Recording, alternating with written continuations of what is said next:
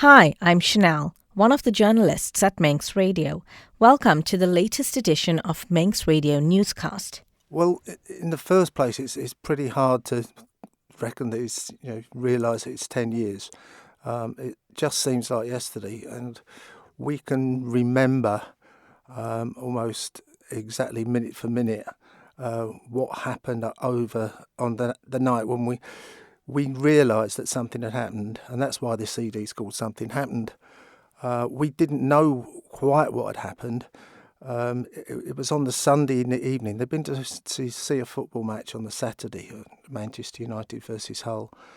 And on the Sunday, they were supposed to have got home.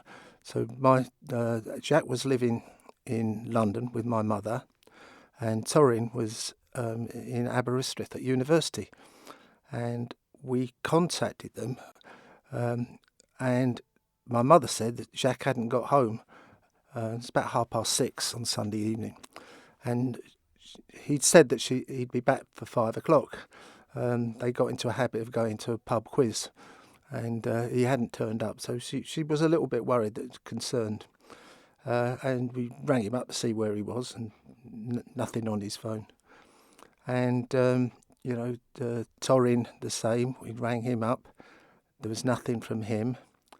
So we left it a couple of hours and rang again, and still nothing. He hadn't turned up, my mum, and she was getting very worried by this stage. And nothing from Torin, nothing on either of the phones. So we were starting to really panic by that time. We contacted Torin's lodgings, and nobody had seen him. He hadn't turned up there either, so they were getting worried as well. So by midnight, the last train should have arrived at Aberystwyth. He wasn't on that. The trains were still theoretically coming into London from Manchester. But if Torin hadn't got back to Aberystwyth, we wondered what had happened to Jacques. So we were wondering, something had happened to both of them, basically.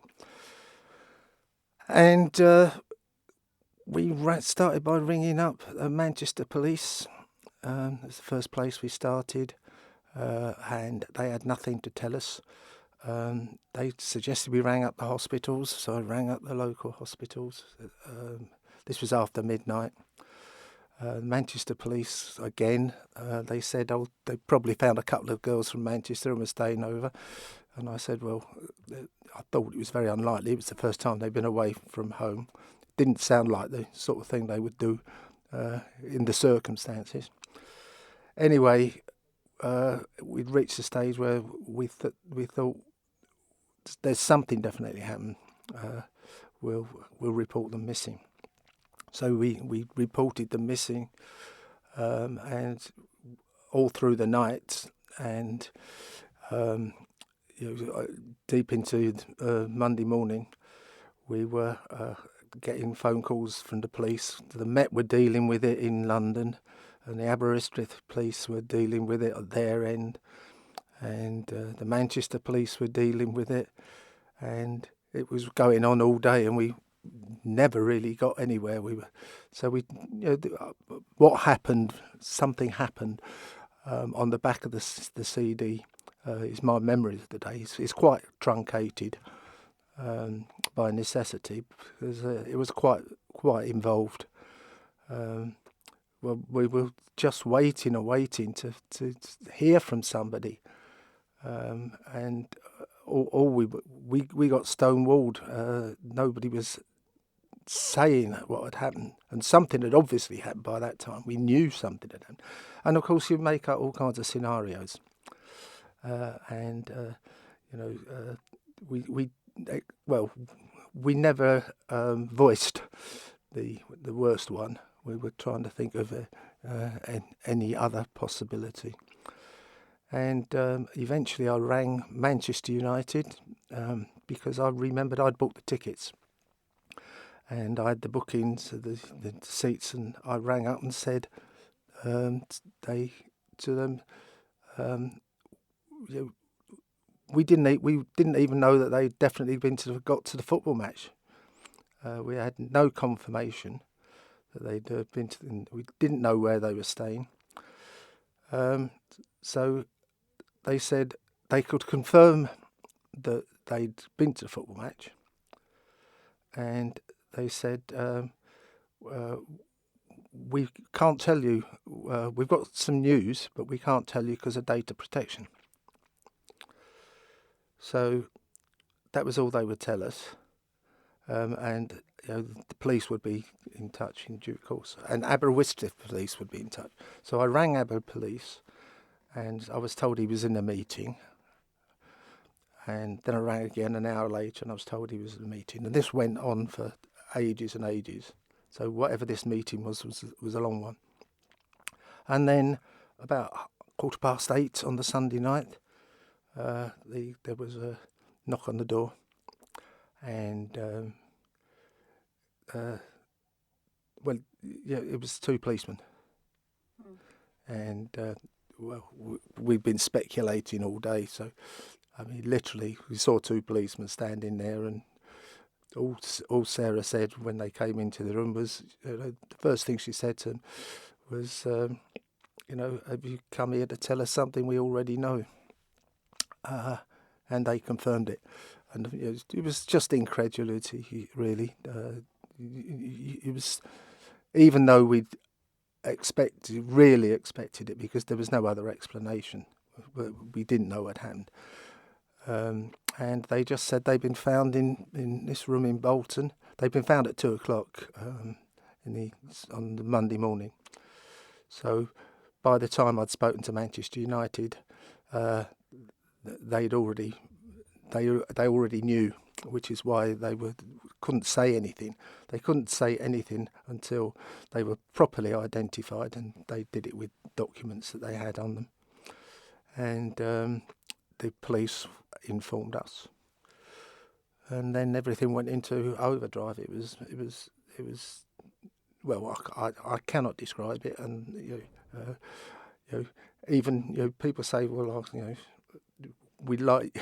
you wouldn't want to understand it. You wouldn't ever want to be in that position.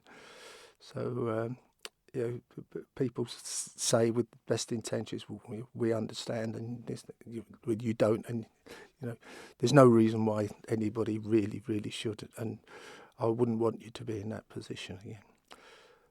But very, very quickly we decided that we wanted them to be remembered. The police said one other thing when they turned up, and that was it was something they'd imbibed, and they didn't go any further than that. It was obviously an accidental death of some sort, which is something they'd taken. And we automatically surmised that it was the older brother, Jacques, who'd bought the stuff. He'd had indulged in the past. We knew that he'd tried various substances, and it was absolutely shocking when a couple of weeks later we found out he was the youngest one, who had never shown any interest in drugs.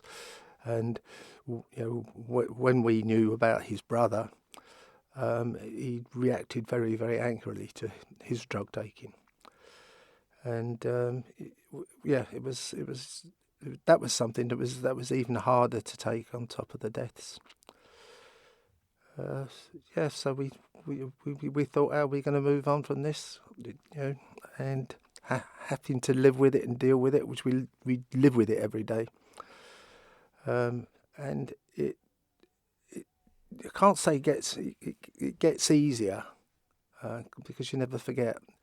And every time we see people, there's friends who are the same age as them. They're getting married, in relationships, travelling, going all over the world. It's friends are having grandchildren. And it's best not to think all about it. What could have been, because it just wasn't. So we don't dwell too much on that sort of thing. But I know, despite everything that you've been through, each year you still have something special in memory of them, to honour them? Well, yes, we've right from the very first start of the first couple of months, they died on the 1st of December, and Jack would have been 21 in the February. It was just 3 months afterwards, and they still hadn't had the inquest. The inquest was delayed until April. It took some time to do it. They had an initial inquest, and they released the bodies, so that was all very quick. But the inquest wasn't until April. But we wanted to do something on Jacques' birthday, and it was. Well, we thought if his 21st, he would have had a celebration, and we thought we'd try our best to celebrate it. So we hired the town hall in Port St Mary, and we got some bands to play, and Jip Bargain did the disc jockeying, and we got a few people in. People that had played with the boys before, because Jacques had played on the circuit a bit, and he was quite well respected, and they were in a band called Freaky Stiltskin and the Hot Rocks, that were quite well known down the south and played for quite a few gigs down there. So we tried to get as many people as possible at short notice, and it was short notice, to do this gig, and we invited people along, and we had a collection for charity, and it went down very well. And we thought after that we came up to the anniversary, the first anniversary, and we thought, well let's do that again. And so we did it round about the nearest weekend to the anniversary on the Saturday. We started putting on a concert and asking various people to do it, and we were amazed how many wanted to do it right from the beginning. And we did it every year for 7-8 years, and it was getting bigger and bigger and bigger. So there were more and more bands wanting to do it. Sometimes we had as many as 5 bands on in the night, which meant they didn't get much time to play. But they all wanted to do it, and that was what was really great about it. And eventually it got to the stage where we were playing at the Falcon's Nest in Port Erin. We'd been there for a few years, and we were doing it over 2 nights. And the last time we did it, there was 4 bands on 4 each night, Friday and Saturday, and 2 different disc jockeys. And we again raised money for charity, and every year we raised even more money. We were raising money for Parkinson's, Isle of Man, and it got bigger and bigger. And I thought, well, there are still bands wanting to keep asking, can we play next year? And it was getting too big, and I just thought we can't sustain this. It was a bit of a strain when it was happening. We kept wondering. Sarah said, well, you worry too much, and I was always worried that nobody had come. And every year more people were coming, and we raised more money, and that wasn't a problem. But I thought, I just can't do this anymore. What can I do? What can we do now? And I thought, well, we've got all these people who want to help and want to support us. Perhaps we can get, we can make a CD. So I talked to Jip again about it, and he said, well, yeah, we can do that. We'll put out a letter saying what we want to do, and float it, send it out to the bands that we know, people we want to contribute. So we did, and it ended up with us with 17 tracks. The only stipulation we made was that it should be an original piece of work, and it was phenomenal, the response that we got. So we got Kieran Hanifan to do the artwork. It all came together. It took longer than I thought it would, but we kept delaying it for various reasons, because there was some people that I really wanted to be part of it, and couldn't do it at the time, and things got put off. But eventually I ended up with, everybody that I really wanted to contribute were actually did a track. And there were a few others that we had asked, and they hadn't come up with anything. And by the time we decided to call it a day, but I don't think we could have got anything more on. It was 17 tracks is a lot on a CD, and we may have squeezed on one more, but there's a limited amount of space on a CD anyway. So we're really, really pleased with the results. We did a launch for all the people who could get there, who'd contributed on Saturday night, last Saturday, and at the Albert, Port St Mary, and they've taken away copies and this, that, and now. So it's going to be widely circulated. It's going to be available. You can get copies in Trend in Port Erin and Bolton stores in Port St Mary. They've got copies if anybody wants to pick them up. And it's free. That's the thing. We want it to reach as many people as possible. We think it's worth people hearing. It's in memory of Torin and Jacques. I think it's a really good way to remember them. It's a permanent thing, something that if a concert's easily forgotten, but a CD you'll always have. Even if you haven't got a CD player, people keep saying, "Oh, we haven't got a CD player." So, are you going to stream it? Well, we're thinking of doing that, but at the moment it's on CD only, and you should get one. After listening to it, throughout all of those months of working with everyone, going through the discussions, going through the artwork, choosing everything, finally seeing that final product in your hand, talk me through those emotions, or even listening to those first few songs. Well, it was very interesting, the whole process, because I'd always insisted that I didn't want to hear any of the tracks until they'd all been completed.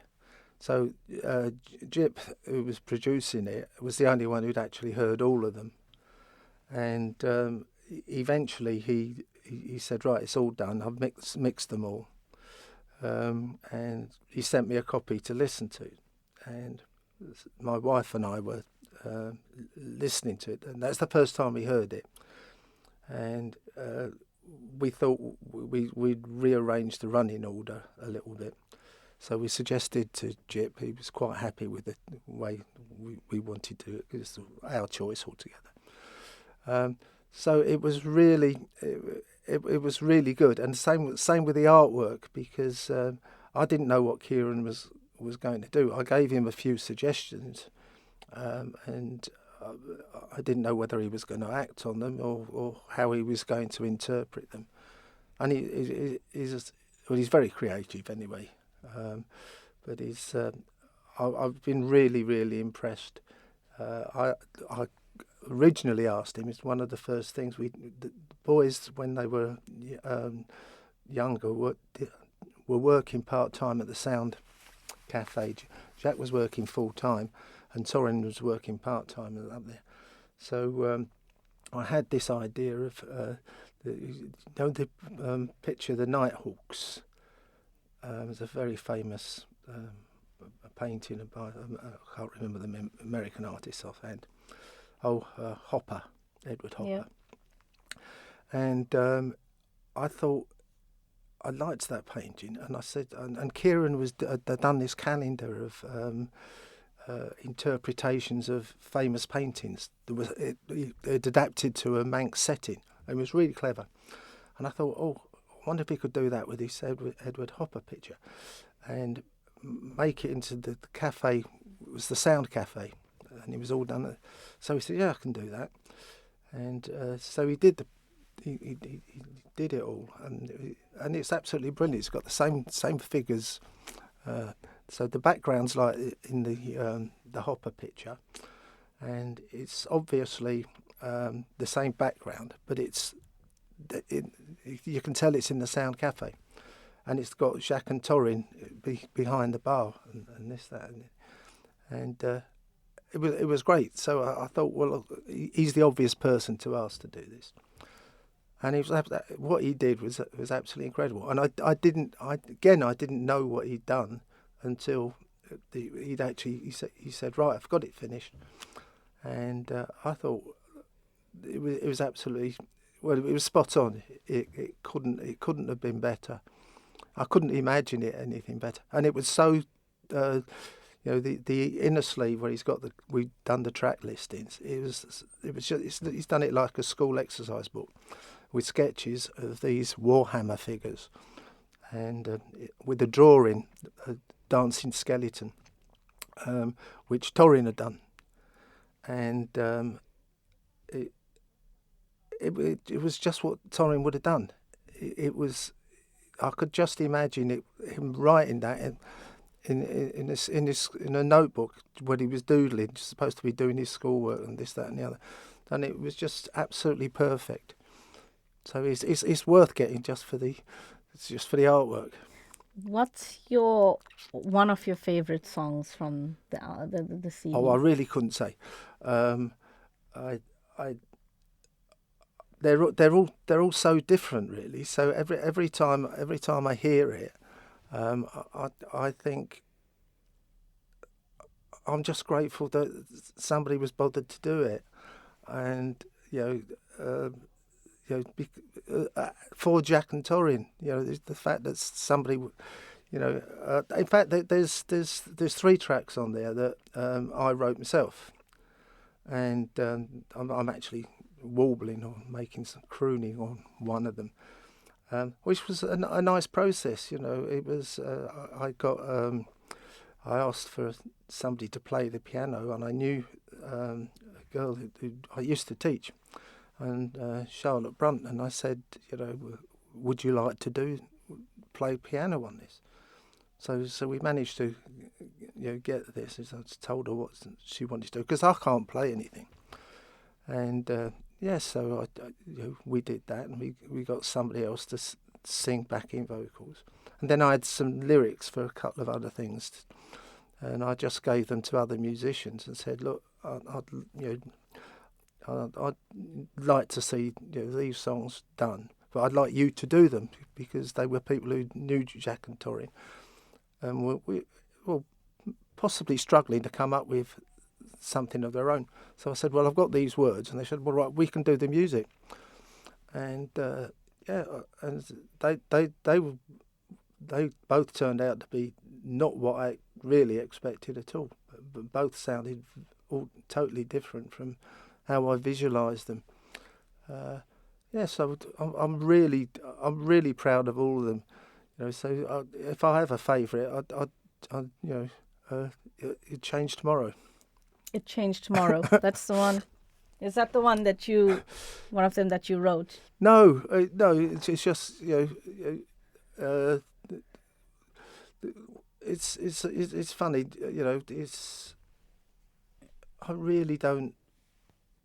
I don't have a favourite. I think it'd be unfair to have a favourite. If I said that's my favourite, people say, well, well, they wouldn't say that. But what about my track? But no, I'm just so happy, so pleased with the everybody did it. We didn't have to force anybody. It just came together. Yeah. It took time, because people said, "Oh, we haven't got anything quite yet," or we're doing it with. And some people, sometimes it was a band who just wanted to do a track as the whole band, and then other times it was people working with other people, which was really good. It was a collaborative thing on various tracks, and and they're all different. They're all it's a fantastic compilation. Some people believe, even though your loved one passes, they're still around you. When listening to any of the songs throughout this process or anything, did you feel their presence? Did you feel as though they were around you, or they were making things work, so things did move along as the way that it did? Well, I mean, some of the tracks are they're not obviously associated with the boys. You say, well, why is that on there? For instance, the Mad Daddy one is Ride That Train, and I said to Dolan, have you got a song that you could do? And he thought, and he said, well, he'd do a cover or something. And I said, well, I don't really want covers. I said, I'd rather have something original. So he said, well, I'm working on this train song. He said, because I know Jacques, my oldest one. He said he liked, Folsom Prison Blues and these country songs that had trains in them. So I said, well, that's great, So, it could have been anything, but it meant something. It was a train song, and Dolan, remembered that Torin liked these train songs. So and lots of, there are lots of things like that. People start with a guitar riff because Jacques was really good on the guitar, and you could see why. Somebody would say, "Oh, I've got this guitar riff," and we'd work something around it. So people came at it for different directions, just a little of inspiration, feeling, and things like that. And it's all original. So I don't really know, and I haven't really asked what the thought process is, or thinking what the connection is. It may be just the sound that the boys would have loved, a particular style or something of music that they would have appreciated. So it might just be that. I mean, it's not necessarily in the title or the words, but that could be the link as well. Right. I know you've released a CD and people can go and find it around the island. Is there anything that you have planned for the 10 years for the boys? We have not. We're actually going away this weekend for going off island. It's difficult enough at the best of times. Previous to this, we've always had a concert and things to look forward to. And we didn't do it last year because we were doing the CD. We're not doing one this year because the CD's out. So we're not really going to do anything. We might be. I've talked to people about doing something in the new year. So I think there's enough people who want to do it and are enthusiastic to do it. It depends exactly how how I feel like it, whether I want to put on another live show. And I'm not getting any older. I'm not getting any younger. I'm so, and I can't stay out all night like I used to. It was we were up until after midnight on Saturday when we launched the CD. And it was way past my bedtime. I'm usually in bed by 10 o'clock. So, and when we've done these gigs in the past, it's been 1 o'clock, 1:30, 2 o'clock in the morning before I got home. And they were great nights, great atmosphere. But, age catches up with you in the end. Can I ask, and you can tell me if you want to chat a little bit about this side of it. I know the last time we spoke, we had, I think it was the John Moore report. Yeah. And, just getting it, was it not legalization? Decriminalisation. Decriminalisation, yeah. Yes. Are you still fighting that fight? Is that something that you're still busy working closely with? Yes. I still work with Anyone's Child as a charity in England that are working. They're families who've been involved, not necessarily who lost people to drugs, although some of them have.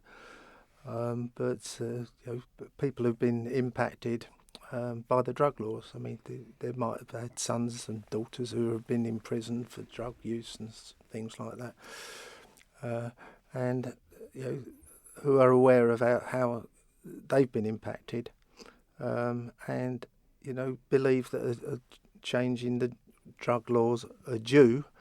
I would say inevitable.